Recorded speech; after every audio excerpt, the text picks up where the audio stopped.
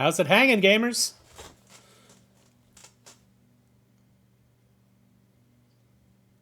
I'm Matt, and I make games. I make video games professionally, and my hobbies include making board games and tabletop role-playing games. And so in Game Design Game, I share that hobby with you and give you some tips and ways to think about game design of all kinds.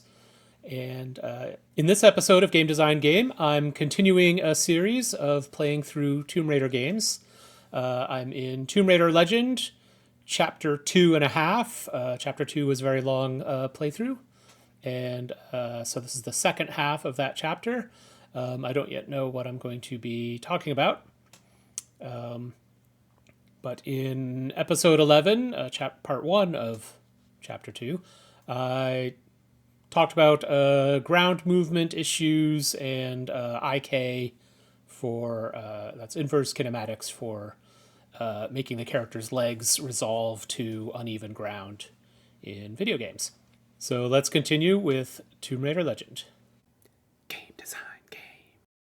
Okay, this is Paraiso, second half. We've had a flashback of the first time Lara was here and most of her friends died. And some strange, shadowy energy monster was chasing them around. So now she's trying to get back in and maybe learn more about either what happened there or something related to her quest for these this broken artifact that she has been seeking. Okay. Water's always a possibility to get in. I'll do that last. Just do a quick run around here. Oh, another shiny.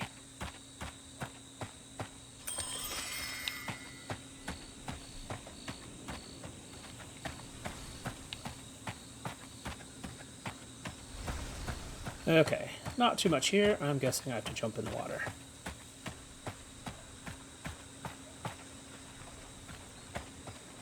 And let's see if I can pull off a swan dive.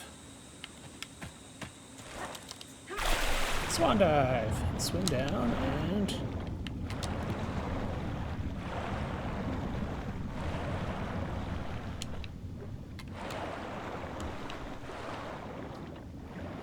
talk a little bit about 3D swimming in episode 10.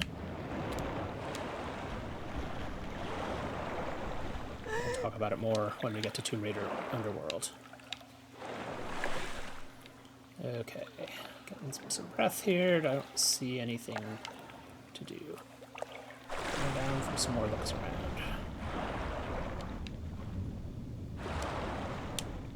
Oh, here we go.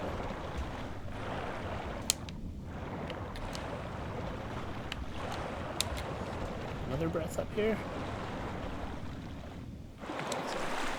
Yes, okay.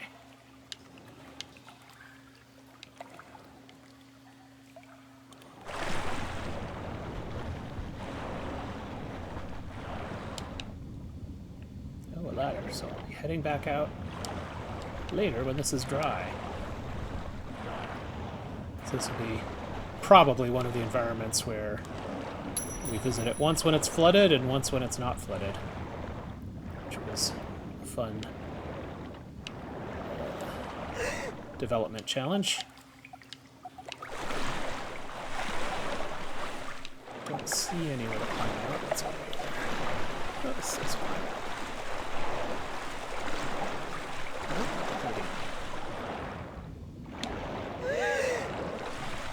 This time.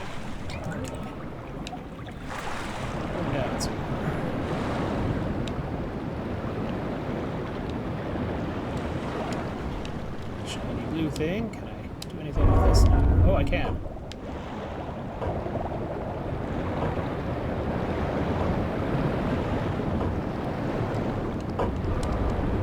Underwater interacts while swimming. Another interesting challenge.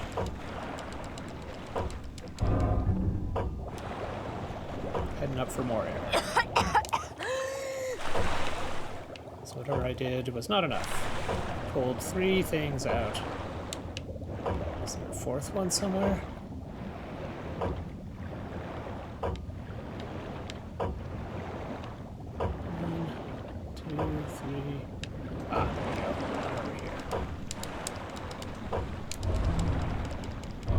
just missed the timer.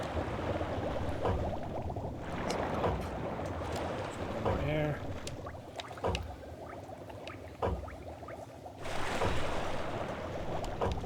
So, out of curiosity, what's in here? Is this where I came from?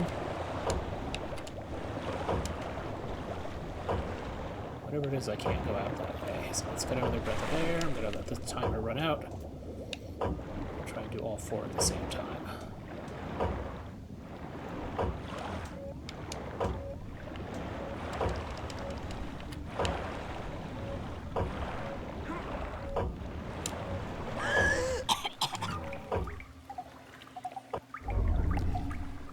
Okay. This time I'm going to try and do all 4.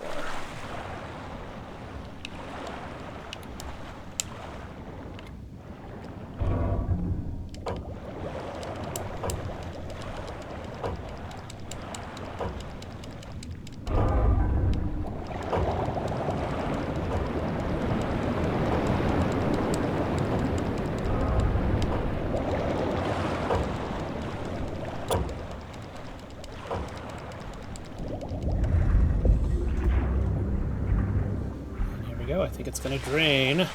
No, not yet. Oh, it is. Okay.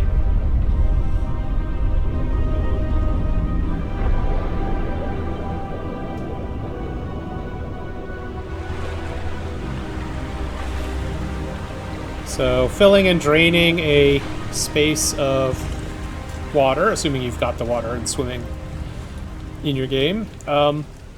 It's not terribly difficult, but you do have to watch out for places the character can get stuck.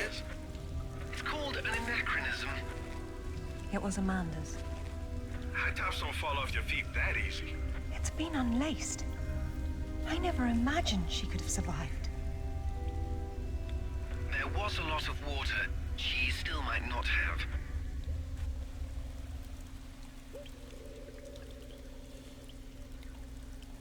And to do it, depends on how you're tracking water. If it's just a global height value, that's a really simple way of doing water, but not very flexible.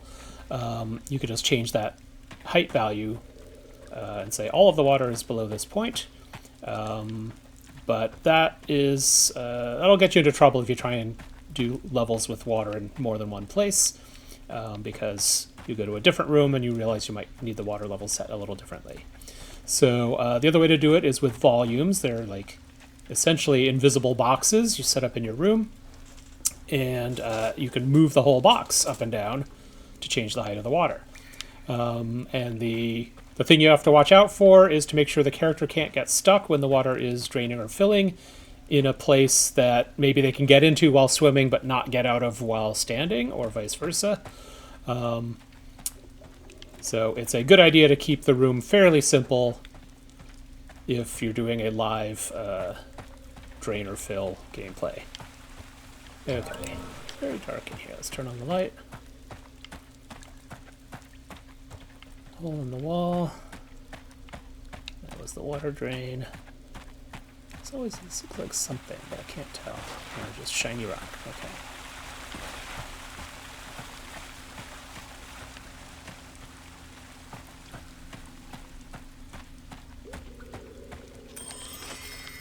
Tour around the room, finds shiny stuff.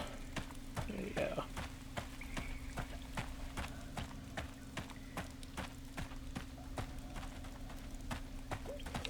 Alright, I think I just want to climb out through that hole in the wall.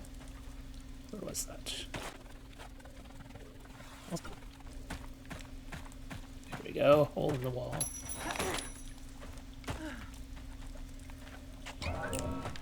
It tells the story of the last queen of Tiwanaku. Her father was king, but she was lost and raised by a warrior.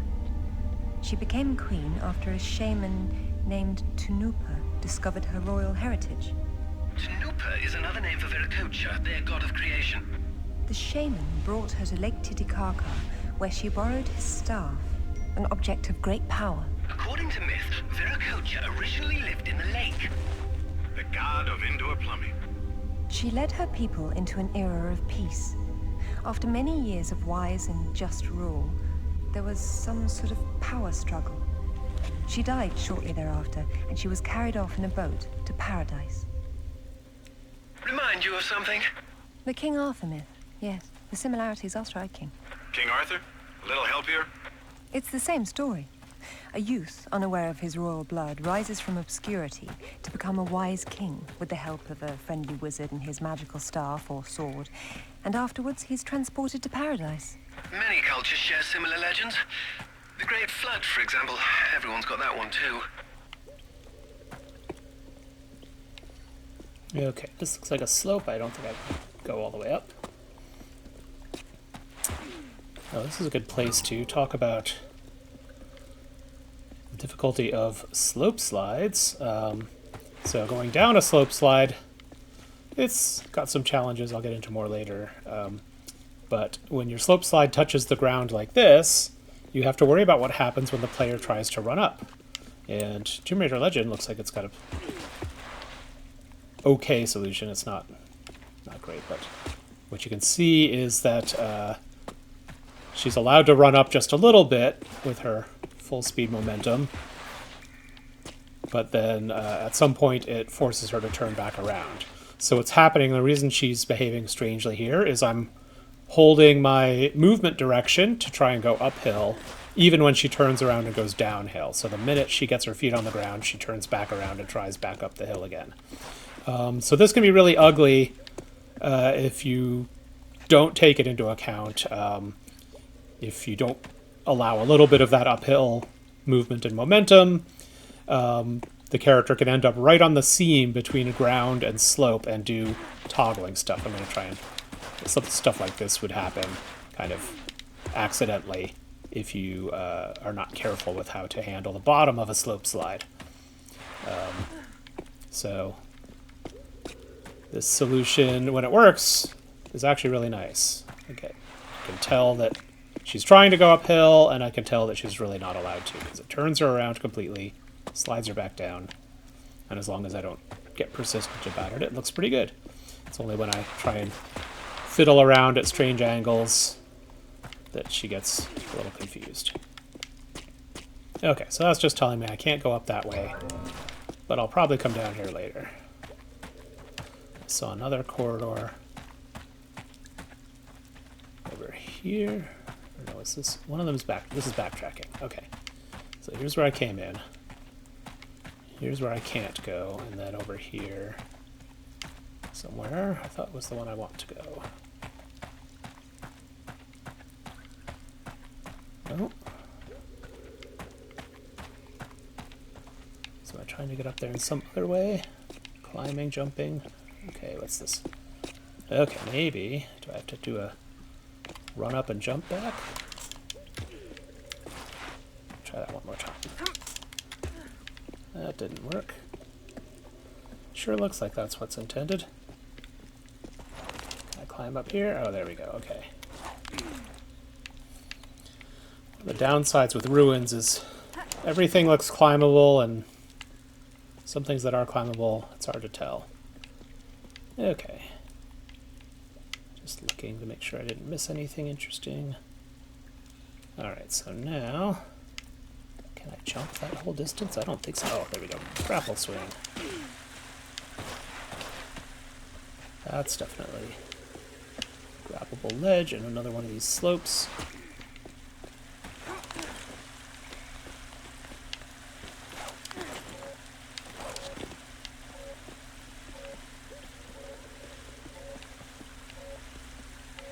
That's the back end. There's probably another one. Yep, there's another one over here.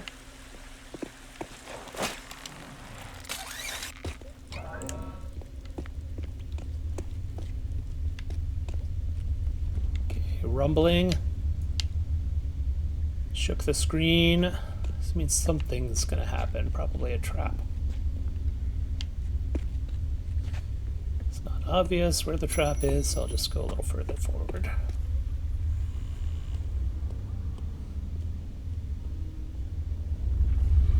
Hold back camera, there we go. Alright, get out of there! Quick time. Yes. So this would be very hard to do with regular gameplay.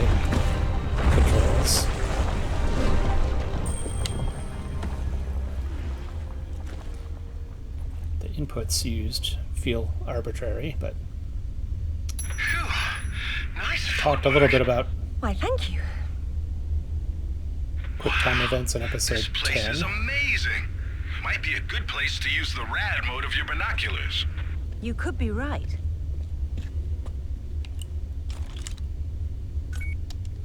Alright, they want me to use special vision mode. That's a mechanism. That's a mechanism.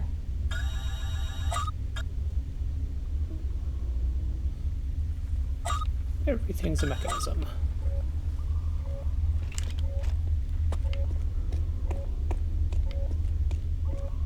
Okay, rolly ball. Pressure plate. 2 pressure plates. Okay, this is one.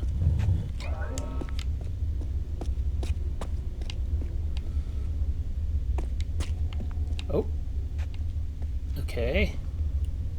So let's rad mode this. That's something I could move.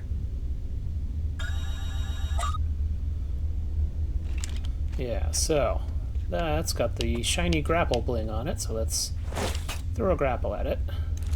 Pull. Oh, I like that one. It was nice, but it was in the way. Second rolly ball. So in episode 10, I talked about push-pull. So I'm not going to get into that again. This is the rolly ball, and with our Tomb Raider Legend push-pull scheme, it feels very nice. Very intuitive to maneuver it around. Okay, something just rattled. Should also look around for shiny goodies before I go too far. What is this? That must be, that's the door. I'll go up there in a second. Let's see. Alright, so before I put the second roller ball down, let's go climb the ladder and see what's at the top. There's use of something that's works like a ladder, but it looks like it might be part of a gear mechanism. That's a very nice option for tombs. Traditional ladders would be a little strange.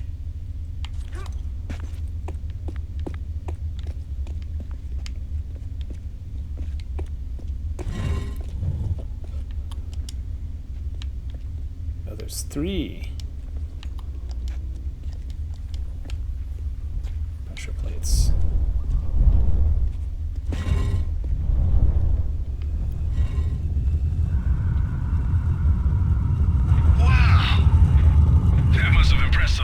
Back then.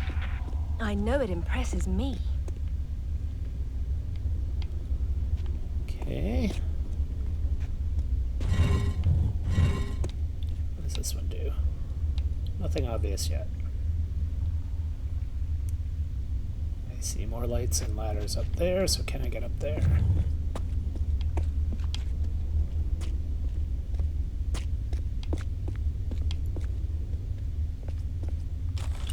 Time for binoculars.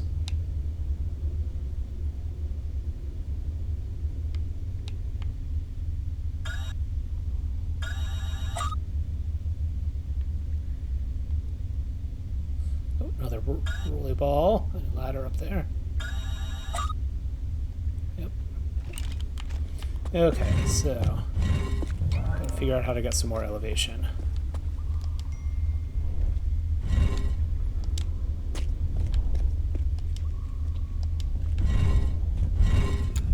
Ball, stay in here.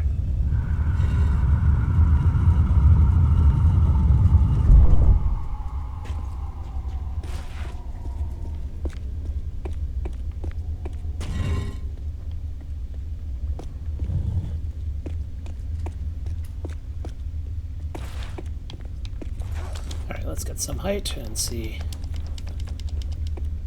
if I now have a climbing path. Not yet. Now I should be able to reach these ladders, maybe? No.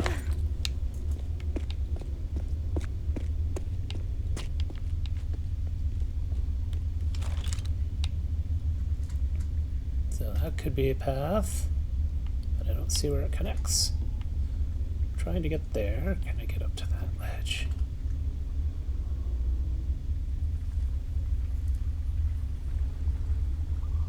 How about on this side? Oh, there we go, one all the way to the bottom. That's the one I want.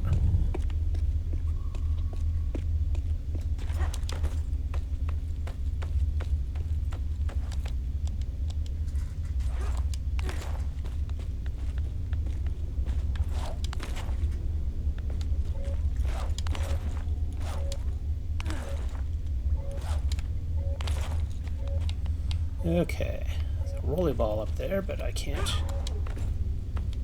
get to it, but I could reach the ladder. So as climbing mechanics go, ladders are pretty straightforward. You can only go up or down, mostly. In this case, in Tomb Raider, you can jump onto or off of a ladder sideways. So that adds a little bit of extra interest to how the ladder works. Don't know if I want to dig into ladders. Okay, third rolly ball.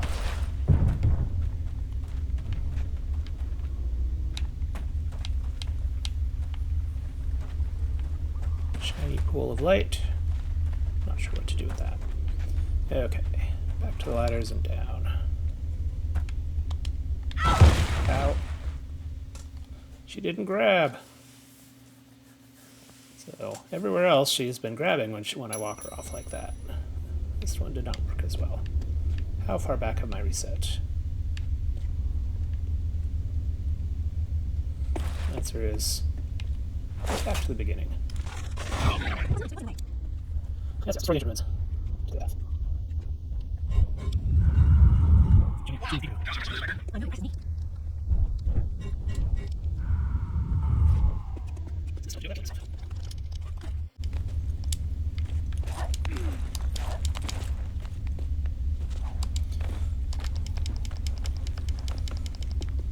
A little bit of that sequence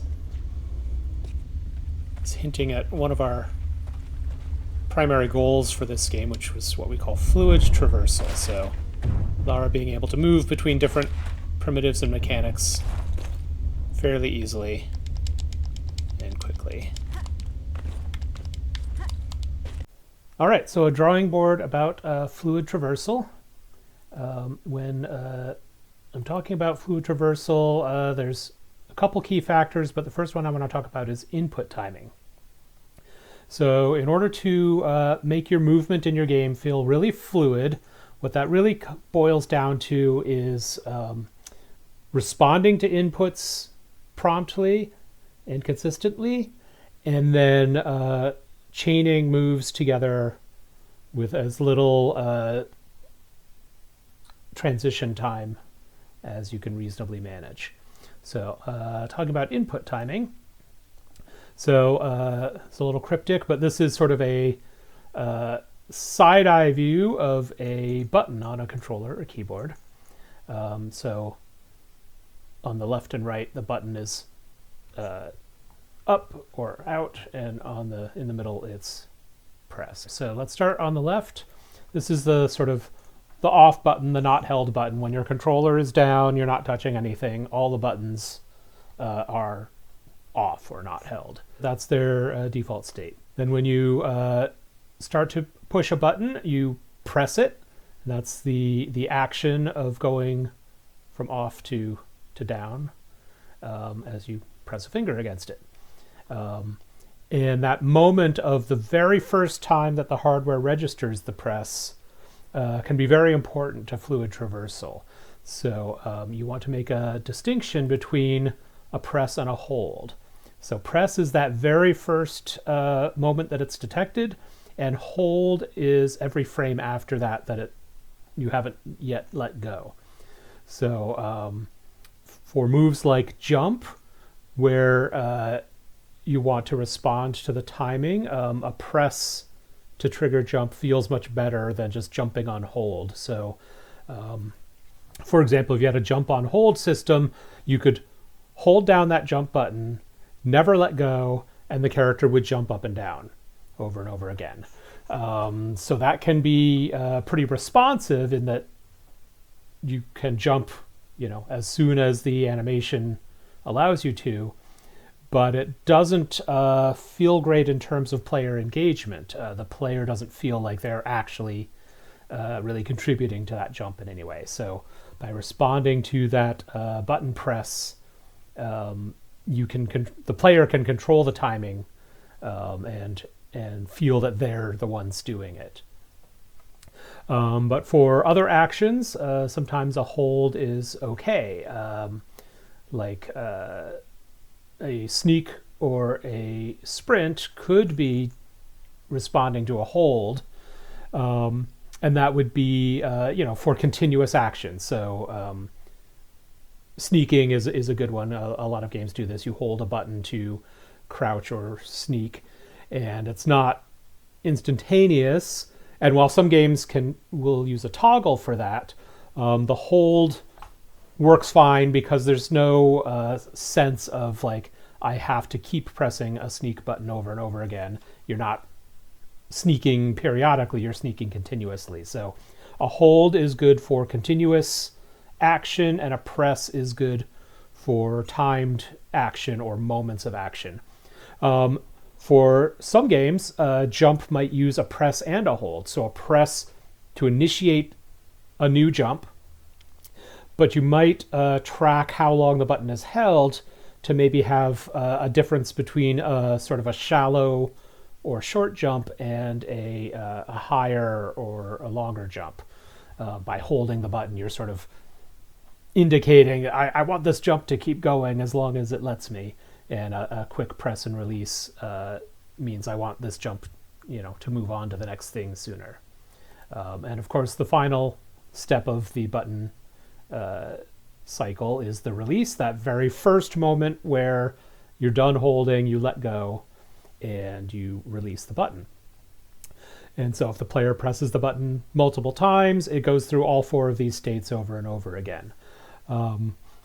When humans are controlling the buttons, it's very rare to go instantly from a press to a release. People generally can't move their fingers that quickly and that precisely as fast as the hardware can read it. That's, humans don't move that fast. So you should anticipate, if you're really looking at the controls closely, that you're going to get all 4 of these stages every time every button is pressed, held, and released. And you need to understand these if you want to really control the precise timing. There are other times where you might use the same button for multiple actions. That's always a tricky prospect in games, to have 2 actions triggered by the same button. But many fighting games would do this for like a light jab or a heavy punch. And they might use the same action, and the difference is how long you hold it. So the difference in time between the press and the release might affect whether you get a quick, lighter attack or a stronger attack. So at the time of release, it might be useful to calculate how long since you pressed the button. And that means you want to track the time of the most recent press and possibly the time of the most recent release. And the difference between those two can tell you how long the button was held for, and then conversely, it might be able to tell you how long the button was released for. That's not used nearly as often, not a lot of good use cases for that, because buttons spend most of their life off. So there's some ways to think about inputs. Everything more detailed than that gets into some pretty mathy territory. Okay, the next aspect of fluid traversal, the one that really is getting to the traversal side, is what I'm going to call move chaining. There might be a lot of ways to discuss this, but the basic idea is the character can go very quickly from one move to the next. So my goofy little sketch here shows the character landing from a jump and then quickly taking off again. So if you think of it in terms of the character's motion, I've drawn these little arcs here. But you can try this out in any game that's got a jump action is just stand in place or run around in a safe spot and try to jump as quickly as you can. So the idea is like try and jump as soon as you can after landing. Some games it doesn't feel so good, and it might miss some of your button presses, or it might have a delay between the landing and the jump. And other games, it's very responsive, and almost as soon as your character touches the ground, they can take off again. And of course, there are some games that have things like a double jump, where you can start a jump halfway through the first jump. So I'm going to ignore the idea of double jump for now, because that doesn't have as much of a restraint as to being sort of in contact with the ground. So in Tomb Raider Legend and most of the Tomb Raider games, we try to get our jump chaining to be as smooth as possible. And where this gets really tricky, let me switch colors here. Where this can get really tricky is in order to trigger this, right, because we just talked about how jump usually is triggered on a press and not a hold. What it means is that you have to understand when the player hit that jump button, right? Because the player is not going to be perfect every time, and you don't want them to be. And so you can't reasonably jump before they hit the button, right? If they hit the button, here, you can't have done the jump ahead of time anticipating it. So the earliest possible jump you can do is when they hit the button, you could immediately jump and take off. And so when players are trying to chain together jumps, usually what happens is they'll try and get it perfectly, but if they're going to make an error, they're going to press it too early. Or if they're, having trouble getting the timing right, they're going to hit it a little bit earlier and earlier until they can get the timing. And so what that means is you need to understand that the button was pressed on the way down, and it wasn't appropriate to start that jump yet, right? That would be a double jump. So you have to remember when this happened. So you remember that they pressed it at this time, and then when you get to the point where the game character actions allow you to do a second jump, you have to sort of check, did the player press this button recently? So there's some amount of leeway between when they press the button and when you perform the jump that your game needs to account for if you want this really fluid jump chaining. Now, conversely, if that amount is too high and they press the button, even before they've hit the apex of the first jump, that doesn't feel very good, because maybe they've changed their minds by the time they get to landing and they didn't want to anymore. You don't want to cue the button that fast. So you need to set up in your game transitions what's the amount of time that feels good for your game, right? This can vary from game to game, and it has a lot to do with the speed, height, and distance of a jump. Has a lot to do with animation.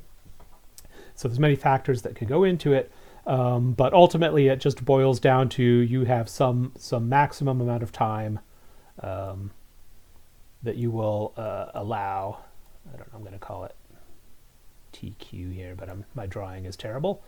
Doesn't really matter what you call it, but it's the timing window is ultimately the term we use for that, which is to say it's not a precise moment, but some window of opportunity. And as long as they have pressed that jump within that timing window, then as soon as your game allows it to happen, you know that they've hit that button and it's okay to jump again.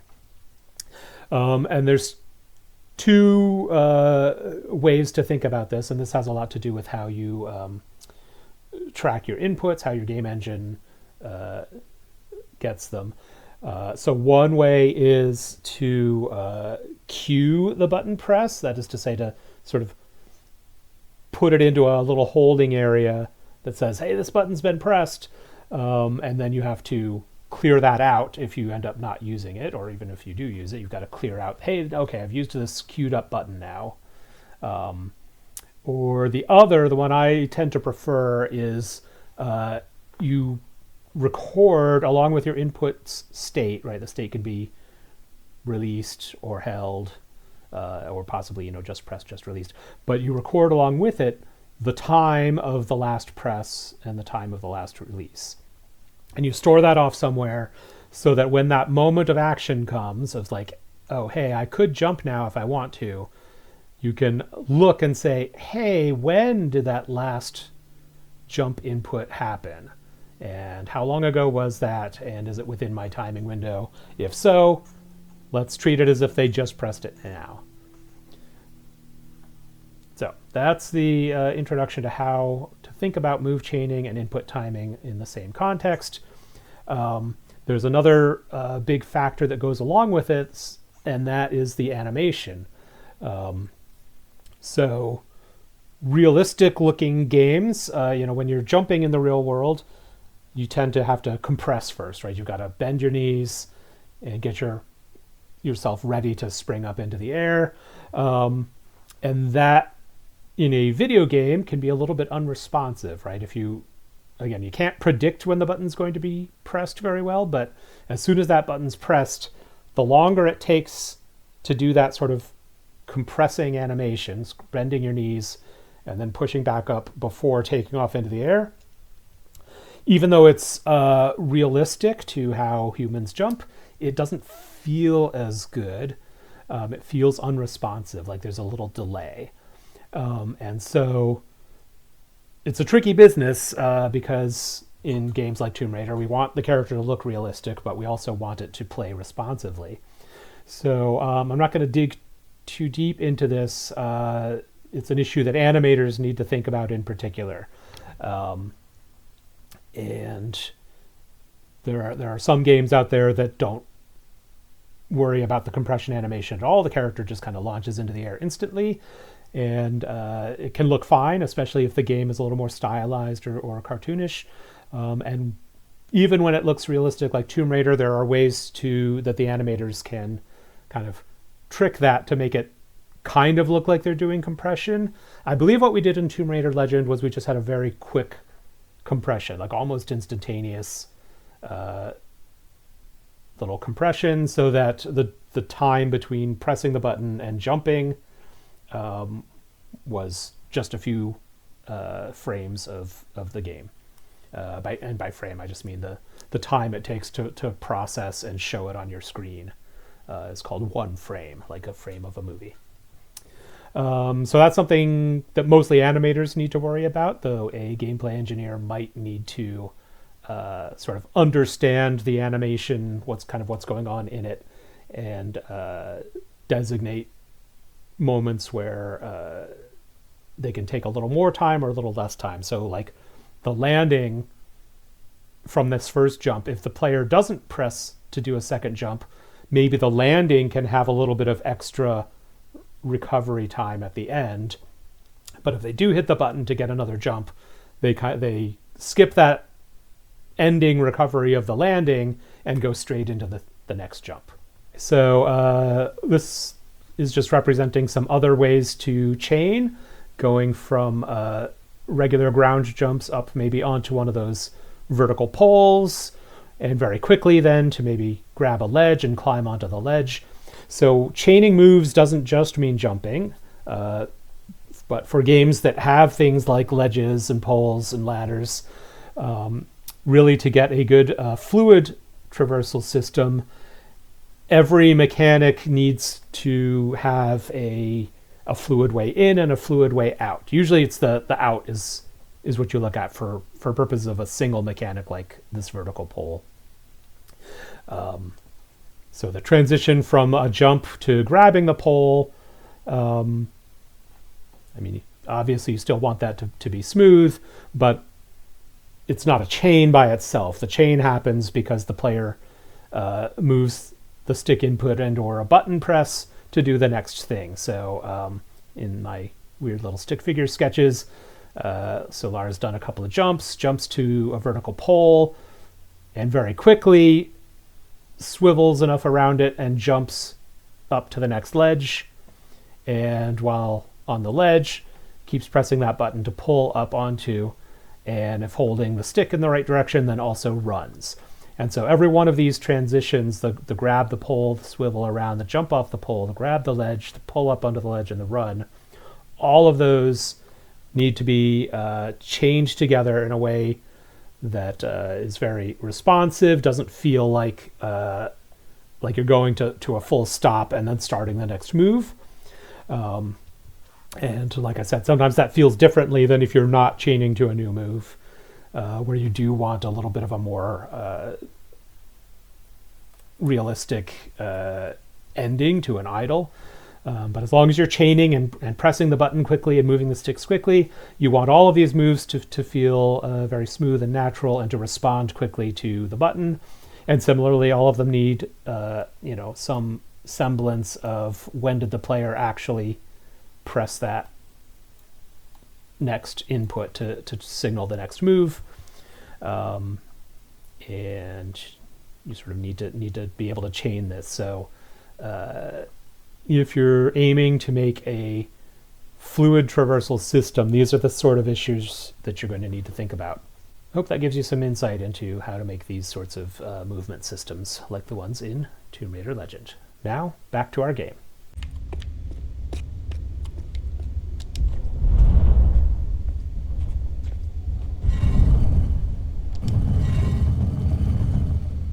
Aha.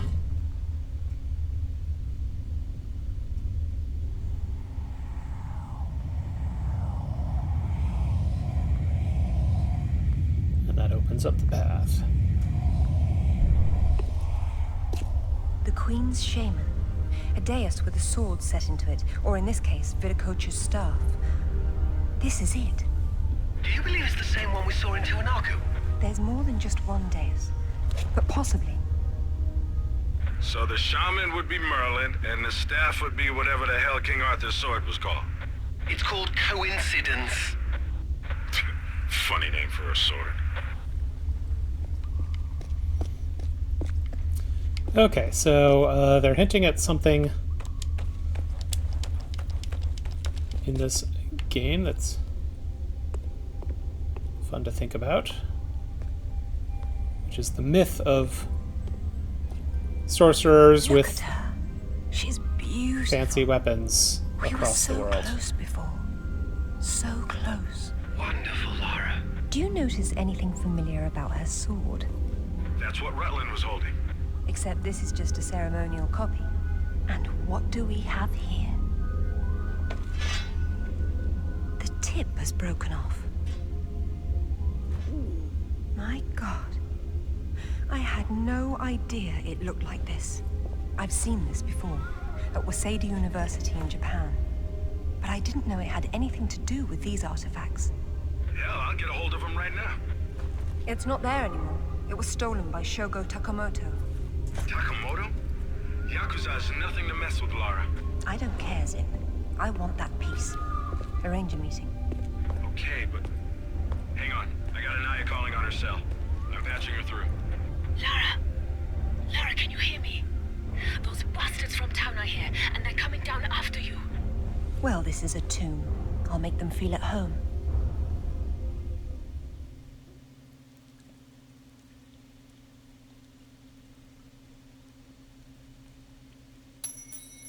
Sorry, I wasn't keeping track of Anaya. I got distracted, but she seems safe for now. It's all right. Just let me know if our mercenary friends get any closer to her. Got it. How will you make it back with the floor missing? I suppose I'll have to take the high road back.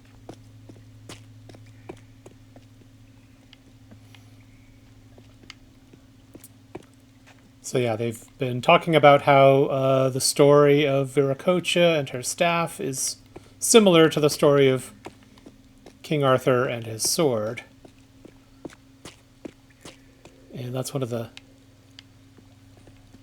interesting aspects of a Tomb Raider story is that myths from around the world have a lot of commonalities. And in Tomb Raider games, we get to play with those and connect them in real ways in the game. Okay, just looking to see if there's an easier path.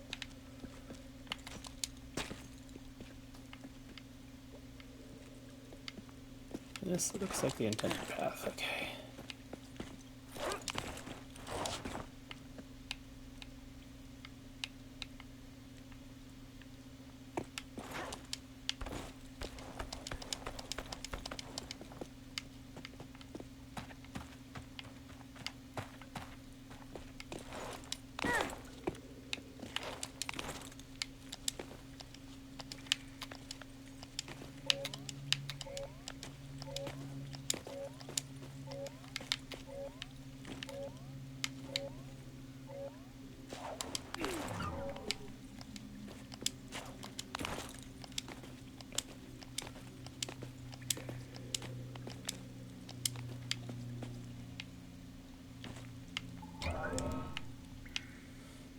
Trying to get a better look at things. Okay, that does not look like I want to jump over it. But I can drop.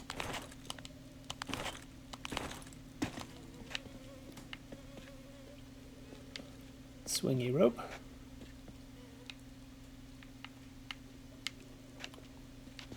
Oh, I see there's some guys over there. I'll go a little closer.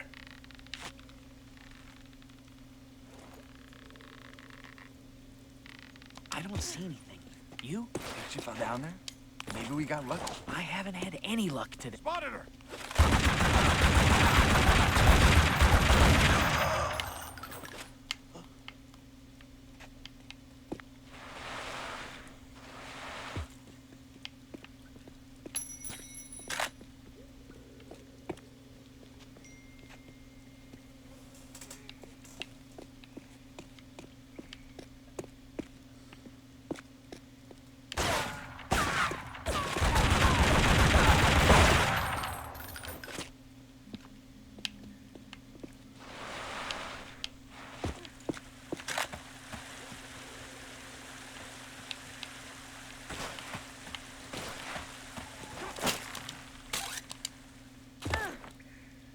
That was probably not what I wanted.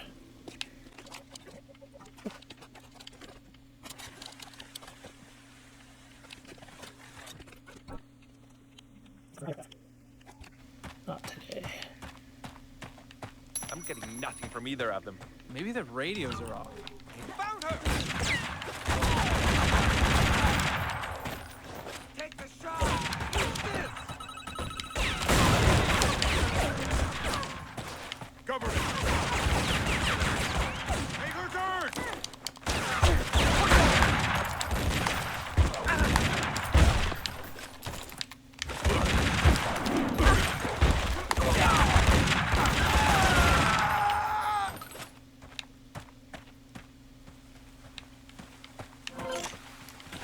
So as you saw a little bit of in this fight, in addition to fluid traversal, you can combine the fluid traversal with combat moves when you're aiming.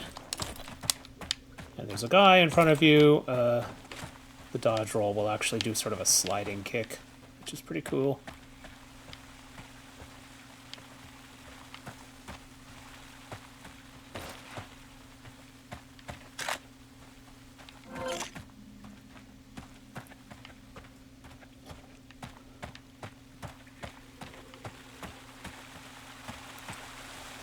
Okay, this is the room. Flooded room. Oh, I have to climb.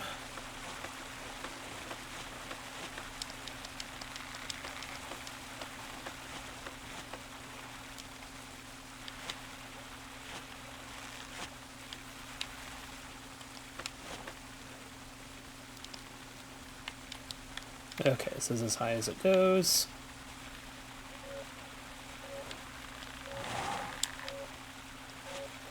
Looks like a way out over there. Get a little extra length and then start swinging.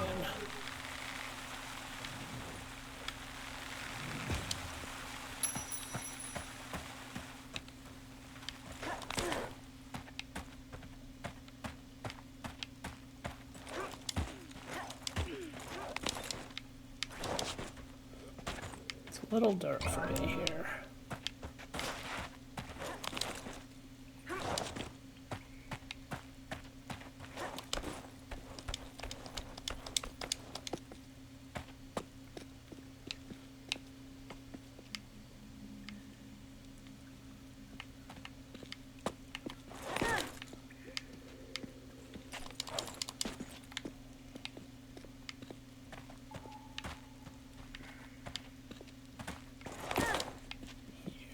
Let's see. There we go. Okay.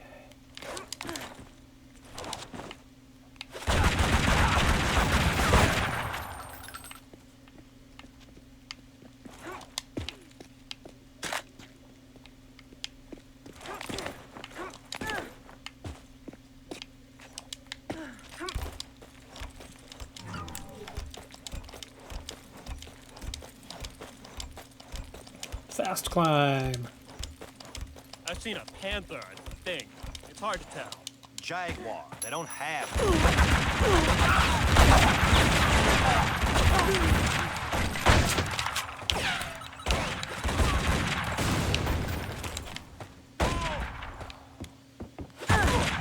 Close enough! Shoot her!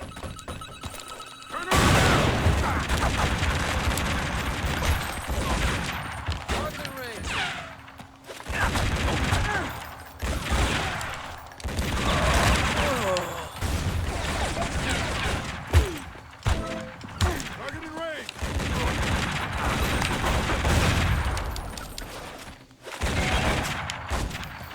Killer! Take a shot!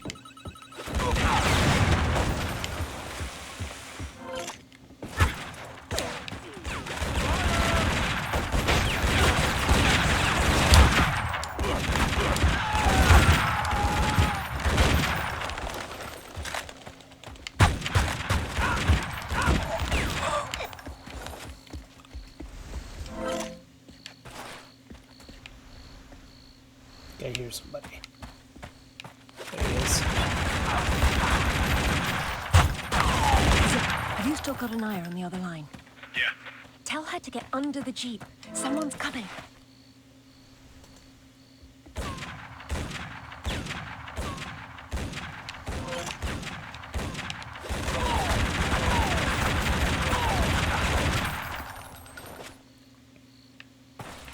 I hope you found what you were looking for, because I am never coming here again.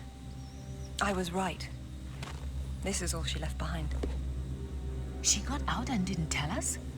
Why has she been hiding all these years? Maybe not hiding, exactly.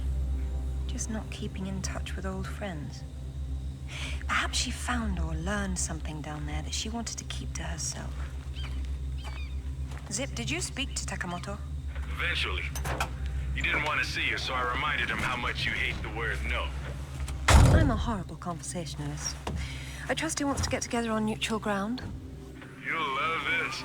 He wants to meet at Toru Nishimura's offices across the street from his penthouse. Nishimura? Takamoto doesn't know we're friends. Nope. All he knows is Nishimura's hosting a corporate party tomorrow night, and you'll meet him there.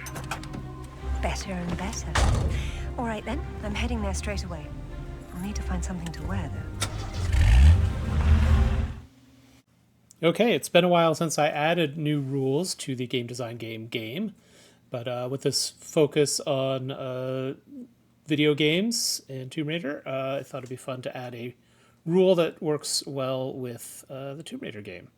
So, in episode 11, I did a rules recap, so I'm not going to spend a lot of time on these, but what I am going to do is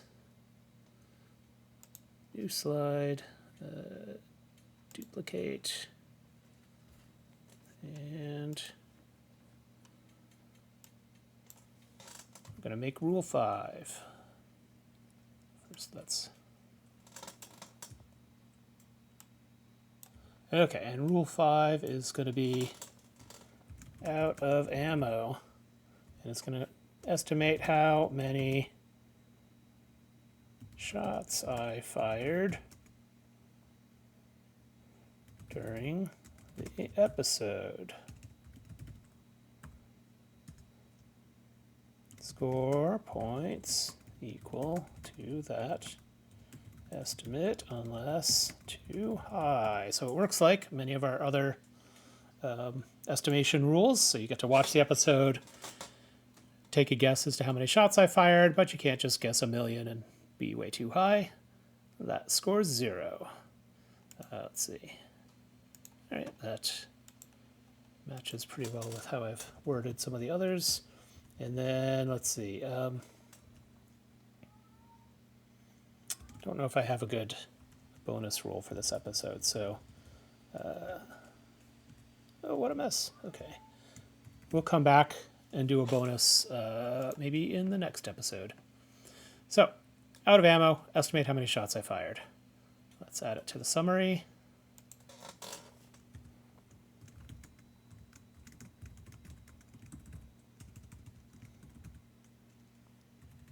Let's try this again. There we go. Okay, that is our new rule for this episode, and as always, you only get to apply one of the numbered rules. So you can stick to, if you've got a favorite, using the keyword rule or the words per minute rule, you can use those. But if you want to try this new rule out of ammo, I'm guessing it's a pretty big number, but I certainly haven't been counting. All right, as always, the best way to post your score is to be pretty clear about which rule you're using, the points, any bonuses. Remember, bonuses carry over from past episodes. So if you have a hello rule bonus from a prior episode, that bonus carries forward even if you don't score the hello rule in this episode. And well, I don't have any pending contests yet. Someday I may have another contest, and it will apply to best score from all previous episodes. Next time on Game Design Game, we'll continue with Tomb Raider Legend in Japan, as Lara's trying to find another piece of the artifact that she's been hunting. I don't know what game mechanic I'll be covering. And until then, gamers, watch your back.